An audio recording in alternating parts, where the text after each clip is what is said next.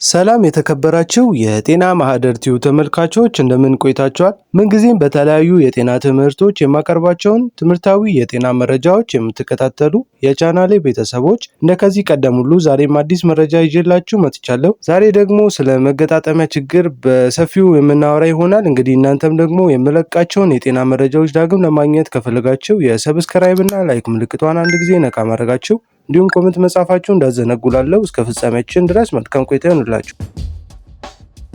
መገጣጠሚያ ህመም በዛሬ ዘመን ብዙ ሰዎች በዝምታ የሚታገሉበት የጤና ችግር ነው። አንዳንድ ሰዎች በጠዋት ከእንቅልፋቸው ሲነሱ እግራቸው መንቀሳቀስ ይከብዳቸዋል። ሌሎች ደግሞ ከብዙ ሰዓት መቀመጥ በኋላ መቆም ሲፈልጉ ከከባድ ህመም ይሰማቸዋል። አንዳንድ ሰዎች ደግሞ በመራመድ ጊዜ በጉልበታቸው ውስጥ ድምጽ ይሰማቸዋል፣ እንደሚፋጭ ወይም እንደሚንቀጠቀጥ። ብዙ ሰዎች ይህንን ችግር የእድሜ ጉዳይ ነው ብለው ይተውታል። አንዳንዶች ደግሞ ትንሽ ህመም ነው ይሻላል ብለው አያስቡትም። ነገር ግን መገጣጠሚያ ችግር በጊዜው ካልተቆጣጠረን ከቀላል ህመም ወደ ከባድ የአካል እንቅስቃሴ መገደብ ሊደርስ ይችላል። ይህ ቪዲዮ በተለይ መገጣጠሚያ ህመም ያለባቸው ወይም ወደፊት እንዳያጋጥማቸው መከላከል የሚፈልጉ ሁሉም ሰዎች ሊሰሙት የሚገባ ነው። መገጣጠሚያ ማለት ምንድን ነው? መገጣጠሚያ ማለት አጥንቶች እርስ በርሳቸው የሚገናኙበት ቦታ ነው። ሰውነታችን ውስጥ ከ100 በላይ መገጣጠሚያዎች አሉ። እጆቻችን ስናንቀሳቀስ፣ እግሮቻችንን ስናራምድ፣ ራሳችንን ስንከራከር ይህንን ሁሉ የሚያስችሉት መገጣጠሚያዎች ናቸው። መገጣጠሚያ ያለ ሰውነት ማለት እንደ እንጨት ወይም እንደ ድንጋይ ማለት ነው። መገጣጠሚያዎች ሰውነታችንን ህያው እንቅስቃሴ ያለውና ስራ የሚሰራ ያደርጉታል። ሌላው ካርቲላጅ ምንድን ነው? ካርቲላጅ በመገጣጠሚያ መካከል ያለ ለስላሳ ነገር ነው። አጥንቶች እርስ በርሳቸው እንዳይፋጩ፣ እንዳይቆስሉ እና በቀላሉ እንዲንቀሳቀሱ ካርቲላጅ ትልቅ ሚና ያለው ነው። ካርቲላጅ በቀላሉ ለመረዳት እንደ መኪና መሸከሚያ ያለ ኦይል አስቡት። ኦይል ከሌለ መኪናው ይጮሃል፣ ይፋጫል እና በፍጥነት ይጎዳል። በመገጣጠሚያ ውስጥ ካርቲላጅ ያ ኦይል ያለበት ቦታ ነው። መገጣጠሚያ ችግር መቼ ይጀምራል? ብዙ ጊዜ መገጣጠሚያ ችግር በድንገት አይጀምርም። ቀስ በቀስ ነው የሚጀምረው። መጀመሪያ ትንሽ ህመም፣ ከብዙ ስራ በኋላ የሚሰማ ድካም፣ ከዚህ በኋላ ህመሙ መደጋገም ይጀምራል። ጠዋት ላይ መንቀሳቀስ ይከብዳል፣ እብጠት ሊታይ ይችላል። በመጨረሻ መራመድ ይከብዳል፣ መቆምና መቀመጥ ያሰቃያል፣ የዕለት ተዕለት ህይወት ይጎዳል። ብዙ ሰዎች የሚሳሳቱበት ነገር መገጣጠሚያ ህመም ለትልልቅ ሰዎች ብቻ ነው ይላሉ። ይህ ግን ሙሉ እውነት አይደለም። ዛሬ በብዙ ሰዓት መቀመጥ፣ እንቅስቃሴ እጥረት፣ ከፍተኛ ክብደት፣ የተሳሳተ አመጋገብ እነዚህ ሁሉ ወጣቶችንም እንኳን ወደ መገጣጠሚያ ችግር ሊያመጡ ይችላሉ። አሁን ደግሞ ብዙ ሰዎች የሚጠይቁትን ጥያቄ እንመልሳለን። መገጣጠሚያ ችግር ለምን ይመጣል? እውነቱን ለመናገር መገጣጠሚያ ችግር አንድ ምክንያት ብቻ የሚኖረው አይደለም። ብዙ ምክንያቶች ተደራሽ ሆነው ነው ችግሩን የሚፈጥሩት። አንደኛው እድሜ መጨመር። እድሜ ሲጨመር ሰውነታችን ውስጥ ብዙ ለውጦች ይከሰታሉ።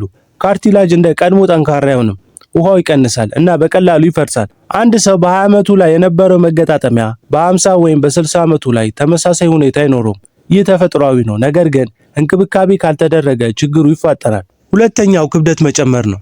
ክብደት መጨመር በመገጣጠሚያ ችግር ላይ ትልቅ ሚና ያለው ነገር ነው። በተለይ ጉልበት፣ እግርና ወገብ መገጣጠሚያዎች የሰውነት ክብደት ብዙ ይሸከማሉ። አንድ ሰው 5 ኪሎ ክብደት ቢጨመር ይህ 5 ኪሎ ብቻ አይደለም፣ በጉልበቱ ላይ የሚጫነው መራመድ ጊዜ እስከ 3 እጥፍ ድረስ ጫና ይጨምራል። ስለዚህ ክብደት መቆጣጠር መገጣጠሚያን ለመጠበቅ በጣም አስፈላጊ ነው። ሶስተኛው እንቅስቃሴ እጥረት ነው። ብዙ ሰዎች መገጣጠሚያ ህመም አለኝ ስለዚህ አልንቀሳቀስም ይላሉ። ይህ ግን ችግሩን የሚያባብስ ነገር ነው። መገጣጠሚያ እንደ በር ነው። ብዙ ጊዜ ካልተከፈተ ይጠነክራል፣ ይከብዳል እና መክፈቱም ይከብዳል። ቀላል እንቅስቃሴ ካርቲላጅ ውስጥ ውሃና ምግብ እንዲደርስ ያግዛል። እንቅስቃሴ ካለበት መገጣጠሚያ ይደክማል። አራተኛው ከባድ ስራና ድግግሞሽ እንቅስቃሴ። አንዳንድ ስራዎች መገጣጠሚያን በጣም ይጫናሉ። ከባድ ዕቃ መሸከም፣ ብዙ ሰዓት መቆም፣ ብዙ ጊዜ መጎንበስ፣ ተመሳሳይ እንቅስቃሴ ደጋግሞ ማድረግ፣ እነዚህ ሁሉ ካርቲላጅ ቀስ በቀስ ያፈርሳሉ። አምስተኛው አደጋና ጉዳት ነው። መውደቅ፣ የመኪና አደጋ፣ የስፖርት ጉዳት፣ እነዚህ ሁሉ በአንድ ጊዜ መገጣጠሚያ ሊጎዱ ይችላሉ። አንዳንድ ጊዜ ጉዳቱ ይፈወሳል፣ ነገር ግን ከዚህ በኋላ የረጅም ጊዜ መገጣጠሚያ ችግር ይጀምራል። ስድስተኛው አርትራይቲስ ነው። ካርቲላጅ መፍረስ የሚመጣ ሲሆን ብዙ ጊዜ ከእድሜ ጋር ይመጣል። ሮማቶይድ አርትራይቲስ ደግሞ የኢሚዩን ስርዓት ችግር ነው። ሰውነትን ራሱን ሲያጠቃ ይከሰታል። ሰባተኛው የተሳሳተ አመጋገብ ነው። መገጣጠሚያ ጤና ከምንበላው ጋር በጣም የተያዘ ነው። ካልሲየም፣ ቫይታሚን ዲ፣ ፕሮቲን፣ ኦሜጋ 3 ከነዚህ ከተጎዱ መገጣጠሚያ ይደክማል። መገጣጠሚያ ችግር ብዙ ጊዜ በዝምታ ይጀምራል። ሰውየው ራሱ እንኳን እየተጎዳ መሆኑን አያስተውልም። ነገር ግን ሰውነታችን ሁልጊዜ ምልክት ይሰጣል። እነዚህ ምልክቶች ከጊዜ ካላየን ችግሩ ይባባሳል። ቀላል ህመም ከስራ በኋላ በመጀመሪያ የሚታየው ምልክት ከብዙ መራመድ፣ ከብዙ መቆም ወይም ከከባድ ስራ በኋላ የሚመጣ ቀላል ህመም ነው። ብዙ ሰዎች ድካም ነው ነገ ይሻላል ብለው ይተውታል። ነገር ግን ይህ የመጀመሪያ ማስጠንቀቂያ ነው። ሁለተኛው ጠዋት ላይ መንቀሳቀስ መክበድ ነው። ብዙ ሰዎች ጠዋት ሲነሱ እግሬ ይደነግጣል፣ መጀመሪያ መራመድ ይከብዳል ይላሉ። ይህ ማለት መገጣጠሚያ በሌሊት ጠንክሮ መሆኑን ይመለከታል። ከጥቂት ደቂቃ እንቅስቃሴ በኋላ ቢሻልም ችግሩ ያለ መሆኑን ያሳያል። ሶስተኛው እብጠት መደንዘዝ ነው። መገጣጠሚያ ሲጎዳ ሰውነት እብጠት ይፈጥራል። መገጣጠሚያ መጨበጥ፣ ሞቃት መሆን፣ ቀለም መቀየር፣ እነዚህ ሁሉ የእብጠት ምልክቶች ናቸው። አራተኛው የመገጣጠሚያ ድምጽ ነው። በመንቀሳቀስ ጊዜ ቅርጭት፣ ቀጥቀጥ ወይም ጭርጭር የሚል ድምጽ ካለ ይህ ካርቲላጅ እየፈረሰ መሆኑን ያመለክታል። አንዳንድ ጊዜ ድምጹ ከህመም ጋር አይመጣም፣ ነገር ግን ችግሩ እየጀመረ መሆኑን ያሳያል። አምስተኛው መንቀሳቀስ መገደብ ነው። ቀድሞ በቀላሉ የምታደርገው ማጎንበስ፣ መንቀሳቀስ፣ መዝለል አሁን ካልተሳካ ይህ ግልጽ ምልክት ነው። ስድስተኛው ህመም በመንቀሳቀስ ጊዜ መጨመር ነው። መገጣጠሚያ ችግር ብዙ ጊዜ በመንቀሳቀስ ጊዜ ይጨምራል። መራመድ፣ መውጣት፣ መውረድ፣ መቆም፣ እነዚህ ሁሉ ህመምን ይጨምራሉ። ሰባተኛው መቼ ሐኪም ቤት መሄድ አለብን ነው። ሐኪም መጎብኘት አስፈላጊ ነው። ህመሙ ከ2 እስከ 3 ሳምንት በላይ ካልቆመ፣ እብጠት እየጨመረ ከሆነ፣ መንቀሳቀስ በጣም ከባድ ከሆነ፣ ህመም በሌሊት እንኳን ካልተወ፣ ይህ ማለት ችግሩ ከቀላል ደረጃ እያለፈ መሆኑን ያመለክታል።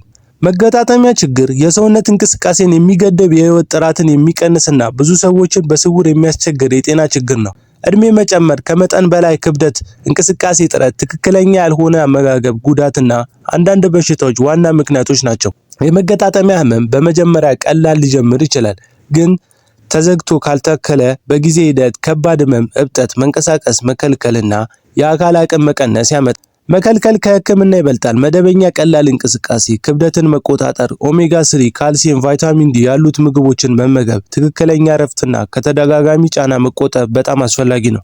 ህመሙ ሲታይ በቀላል መድኃኒት መውሰድ ብቻ መፍትሄ አይደለም። የህመሙን ምክንያት መፈለግ፣ የህክምና ምክር መከተልና የኑሮ ልምድ መቀየር ያስፈልጋል። በመጨረሻ መገጣጠሚያችን እንቅስቃሴ መሰረታችን ነው። እነሱን መጠበቅ ማለት ጤናማ ህይወትን መጠበቅ ማለት ነው። ዛሬ የምንጀምረው ቀላል እርምጃ ነገን ከከባድ ህመም ሊያድነን ይችላል። እንግዲህ ውድ ተመልካቾቼ ስለ መገጣጠሚያ ችግር ግንዛቤና አጠር ያለ መሰረታዊ መረጃ እንዳጋራኋችሁ ተስፋ አደርጋለሁ። እናንተም ደግሞ ከዚህ ቪዲዮ ጥሩ ትምህርት ከወሰዳችሁበት እንዲሁም ከተማራችሁበት እንዲሁም ቁም ነገር ካገኛችሁበት ለወዳጅ ሼር አድርጉ። በተጨማሪም ሌሎች ጠቃሚ የሆኑ የጤና መረጃዎች እንዲደርሷችሁ ሰብስክራይብ እና ላይክ፣ የተሰማችሁን ደግሞ ኮመንት ማድረጋችሁ እንዳትረሱላለሁ። ቀጣይ ደግሞ በሌላ የጤና ርዕስ ጉዳይ እንገናኛለን። መልካም ጊዜ ይሁንላችሁ።